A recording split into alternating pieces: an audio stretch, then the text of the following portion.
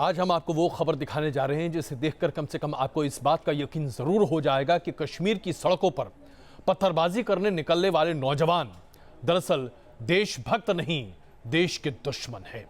और वो हम इसलिए कह रहे हैं क्योंकि ऐसे नौजवानों से हमारी टीम की हुई मुलाकात।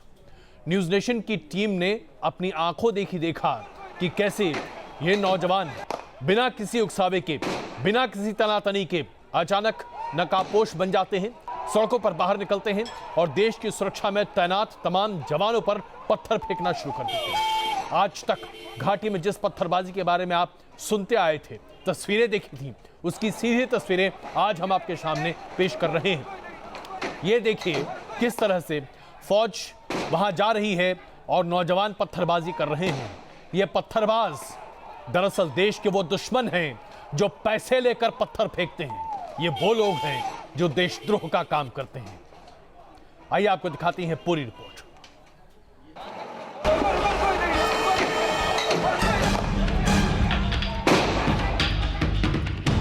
ये महज तस्वीरें नहीं बल्कि घाटी की हकीकत है। एक ऐसी कड़वी हकीकत जैसे सीआरपीएफ के जवान रोज 2-4 होते हैं। यहाँ दिमागी जंग हर पल चलती रहती है। जब न्यूज़ नेशन की टीम नौहट्टा चौक की गलियों में पहुंची तो जो तस्वीरें सामने आई उन्होंने घाटी की हकीकत से रूबरू करा दिया। अचानक से खुशनकाबपोश नौजवान सड़कों पर निकले और बेखौफ होकर सुरक्षा बलों पर पत्थर बरसाने लगे। बिना किसी उकसावे के, बिना किसी तनातनी के ये नौजवान सुरक्षा बलों पर पत्थर बरसाते चले गए। ये नौजवान बेखौफ थे क्योंकि इन्हें मालूम था कि जवानों के हाथ कानून और इंसानियत से बंधे हुए हैं और इसी का फायदा उठाते हुए जवानों के ये दुश्मन सड़कों पर पत्थर बरसाते नजर आए। पत्थरबाजी होने के बावजूद पहले जवानों ने पत्रकारों को सुरक्षित बख्तरबंद वाहन में बिठाया और फिर उन्होंने पत्थरबाजों को कंट्रोल करना शुरू कर दिया।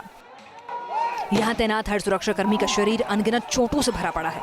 अलगाववादियों के भाड़े के हमलावर यहाँ किसी न किसी गली चौराहे पर सुरक्षा कर्मियों को यूं ही पत्थरों और पेट्रोल बम से अपना निशाना बनाते रहते हैं। फिर भी सीआरपीएफ का जवान अमन और शांति के लिए अपनी ड्यूटी पूरी करता है। जिनका दिल घाटी के इन पत्थरबाजों के लिए रहनुमाई करता है, उन्हें ये तस्वीरें जरा गौर से देखनी चाहिए, समझनी चाहिए और एक बार फिर से सोचना चाहिए कि आखिर घाटी की असली हकीकत है क्या। यहाँ कौन चोट खाता है और कौन चोट देता है। हम इस वक्त एक बंकर में हैं। ये वो बंकर है जो पत्थरबाजों के सबसे पहले निशाने पर होता है और यहाँ तक कि इस बंकर की जिम्मेदारी है जो बाकी जवान हैं उनको बचाना है। ये बंकर अपने बाहर एक मोटी शीट पर वो तमाम पत्थर झेलता है जो पत्थरबाज हर बार इसको निशाना बनाकर फेंकते हैं, क्योंकि इस पर लगने वाले पत्थर की आवाज़ से शायद पत्थरबाजों को एक सुकून मिलता है। लेकिन ये सवाल हर बार खड़ा होता है कि ये जवान जो इस बंकर के अंदर होते हैं वो कितना रिस्ट्रेन करते हैं, वो कितना सहन करते हैं उन पत्थरबाजों को जिनके हाथ में पत्थर दे दिए गए कुछ पैसे के बदले या कोई एक झूठ के विचारधारा को उन पर थोप कर या फिर एक ऐसा इतिहास पढ़ाकर जिसका वास्तविकता से कोई रिश्ता नहीं होता। जन्नत से गुलजार रहने वाली घाटी पिछले 3 महीनों से सिसकियां ले रही है और इन सब के पीछे है मुट्ठी भर अलगाववादी और उनके इन जैसे चंद समर्थक। Team news nation. और अब बात करते हैं आम आदमी पार्टी की। ऐसा लगता है कि आम आदमी पार्टी ने तय कर लिया है कि उनके तमाम विधायक या तो जेल की हवा खाएंगे या फिर कम से कम पुलिस के साथ गलबैयां जरूर करते दिखाई देंगे। एक और विधायक है, उनके ऊपर उंगलियां उठी हैं। इस बार एफआईआर के फेरे में फंस गए हैं उत्तम नगर के एमएलए नरेश बलियान। नरेश बलियान के खिलाफ मारपीट के मामले में एफआईआर दर्ज की गई है।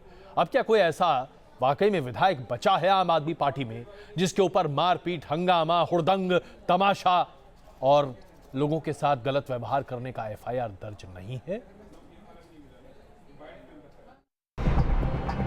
अब तक 12 आम आदमी पार्टी के विधायकों पर कानूनी कार्रवाई का सिलसिला लगातार बढ़ता जा रहा है। इस बार नंबर आया नरेश बालियान का। आम आदमी पार्टी के ही एक पूर्व वॉलंटियर ने नरेश बालियान पर मारपीट करने का इल्जाम लगाया है। दरअसल रविवार को विधायक नरेश बालियान K1 और K2 ब्लॉक की रोड के उद्घाटन के मौके पर पहुंचे थे। आरोप है किसी दौरान नरेश बालियान और उनके समर्थकों ने मारपीट की। उल्टी सीधी जी गाली दे। मैंने कहा जी गाली किस लिए दे रहे हो? बोला गाली दे रहा हूँ। बोला तेरे को तो जान से मार दूंगा। उठा के जी मेरे थप्पड़ मारा और इन्होंने फिर मेरे से मार पिटाई चालू कर दी। नरेश बालियान के साथ मौजूद एक शख्स ने भी दूसरे पक्ष के खिलाफ शिकायत दर्ज कराई है और पुलिस ने दोनों पक्षों को सुनने के बाद मुकदमा दर्ज कर लिया है। ये सिर्फ अब पहले बीजेपी पीछे लगी हुई थी, अब कांग्रेस भी पीछे लगी हुई है और कांग्रेस का कार्यकर्ता है और वहाँ शराब पी के कोई लोगों के साथ बदतमीजी कर रहा था। मेरे निकलने के बाद ये सारा एपिसोड हुआ है, तो मेरा तो उसमें कोई इन्वॉल्वमेंट था ही नहीं बिल्कुल। दोनों पक्ष एक दूसरे पर आरोप लगा रहे हैं, लेकिन जिस तरह से एक के बाद एक लगातार आम आदमी पार्टी के मंत्री और विधायकों पर इल्जामों की झड़ी लगती जा रही है, वो सरकार के ऊपर सवालों का दायरा बढ़ाती जा रही है। Team news nation.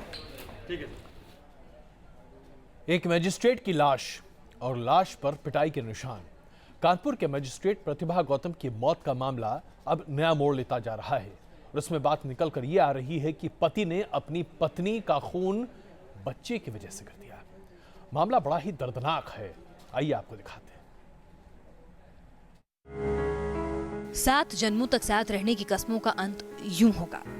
इसी एंगल से अब पुलिस मजिस्ट्रेट प्रतिभा गौतम के मर्डर केस की जांच को आगे बढ़ा रही है। पुलिस ने प्रतिभा गौतम के पति को गिरफ्तार कर लिया है और पुलिस अब इस मर्डर मिस्ट्री में दहेज के एंगल को भी खंगाल रही है। जो पति था वो इनको हैरेस करता था, घर वालों से बात भी नहीं करने देता था। उसके बाद जो डेड बॉडी का पोस्टमार्टम पैनल से वीडियोग्राफी के साथ कराया गया, उसमें स्पष्ट हो गया कि महिला की गला दबा के हत्या की गई है। महिला प्रेग्नेंट भी थी और उसके अंदर जो बाकी चोटें हैं उसकी भी पुष्टि हुई। प्रतिभा गौतम के पति की गिरफ्तारी के बाद बहुत से सवाल उठ खड़े हुए हैं। पोस्टमार्टम रिपोर्ट से खुलासा हुआ है कि प्रतिभा के शरीर पर पिटाई के निशान थे। प्रतिभा को रॉड या डंडे से पीटा गया था। साथ ही प्रतिभा की कलाइयों पर धारदार हथियार से काटे जाने के निशान भी मिले हैं। एक खूबसूरत और काबिल जिंदगी यूं खुदकुशी कर सकती है, इसका किसी को यकीन नहीं है और यही वजह है कि पुलिस इस एंगल से भी जांच कर रही है कि कहीं किसी ने प्रतिभा के मर्डर को सुसाइड दिखाने की कोशिश तो नहीं की। कानपुर से रतीश त्रिवेदी के साथ टीम न्यूज़ नेशन। बस कुछ क्षणों के लिए रुक रहे हैं, वापस आकर आपको दिखाएंगे देवी के 9 रूप।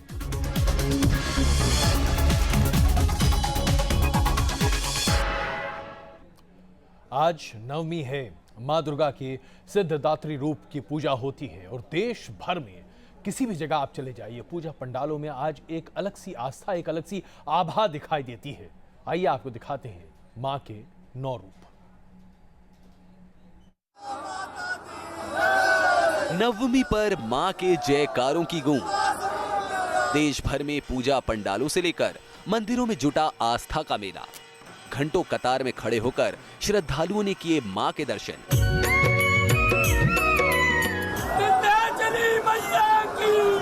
शारदीय नवरात्र के 9वें दिन मां विंध्यवासिनी के दरबार में आस्था का सैलाब उमड़ा। तड़के से ही मां भवानी के दर्शन के लिए भक्त अपनी बारी का इंतजार करते रहे।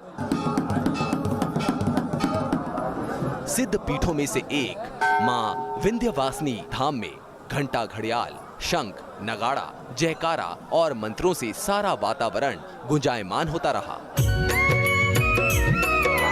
मुंबई के मुंबा देवी मंदिर में मां की महाआरती में शामिल होने के लिए भक्तों का हुजूम उमड़ पड़ा। मां मुंबा के दर्शन के लिए सुबह से ही भक्तों की लंबी कतार देखने को मिली। सुबह जब मां के दरबार के पट खुले तो भक्तों का जोश देखते ही बन रहा था।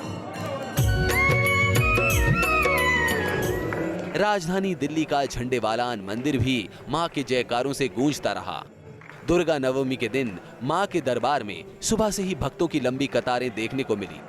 मां के दरबार में शीश नवाने के लिए दूर दूर से भक्त आए और आरती में शामिल होकर मां का आशीष लिया। भोलेनाथ की नगरी वाराणसी में भी हर ओर आस्था का सैलाब नजर आया। यहाँ के दुर्गा कुंड में हजारों लोगों ने माता के दरबार में हाजिरी लगाई। भक्तों ने नारियल, माला, फूल और चुनरी अर्पित कर विधि विधान से दर्शन पूजन किए। धर्मनगरी हरिद्वार में श्रद्धालुओं ने मां के 9वें स्वरूप सिद्धिदात्री की पूजा अर्चना की और सुख, शांति, समृद्धि की दुआ मांगी। नवरात्र का 9वां दिन होने के चलते माया देवी मंदिर, काली मंदिर, मनसा देवी मंदिर और दूसरे सिद्ध पीठों में श्रद्धालुओं की खासी भीड़ रही। मध्य प्रदेश की राजधानी भोपाल भी देवी भक्ति में डूबी रही। प्राचीन मंदिरों में शुमार काली मंदिर में श्रद्धालुओं का तांता लगा रहा। आस्था के इस दरबार में लोग मुरादें लेकर मां के पास आते हैं और कलावा या पन्नियां बांधकर माता रानी के चरणों में अर्जी लगाते हैं। तस्वीरें कोलकाता की हैं, जहां मां दुर्गा का पंडाल अनोखे अंदाज में सजा हुआ नजर आया। यहां ऑटोमोबाइल के स्क्रैप से पंडाल के अंदर और बाहर सजावट की गई। तो वहीं मां Durga safe drive and safe life का संदेश देती नजर आई। गुवाहाटी में तो मां का दरबार सोने के रंग में रंगा नजर आया। भव्य मंडप और रंग बिरंगी रोशनी के बीच महिषासुर मर्दिनी का दरबार सजा है। मां के इस रूप के दर्शन कर हर कोई निहाल नजर आया। त्रिपुरा की राजधानी अगरतला में मां के साथ साथ नारी शक्ति की पूजा भी की गई। रामकृष्ण मिशन में 7 साल की कुमारी देवी की विधि विधान से पूजा अर्चना की गई। इसका संदेश था कन्या भ्रूण हत्या पर रोक के लिए जागरूकता फैलाना। Team news nation. कुछ क्षणों के लिए रुक रहे हैं, वापस आते हैं क्वेश्चन आवर में, बने रहिए हमारे साथ।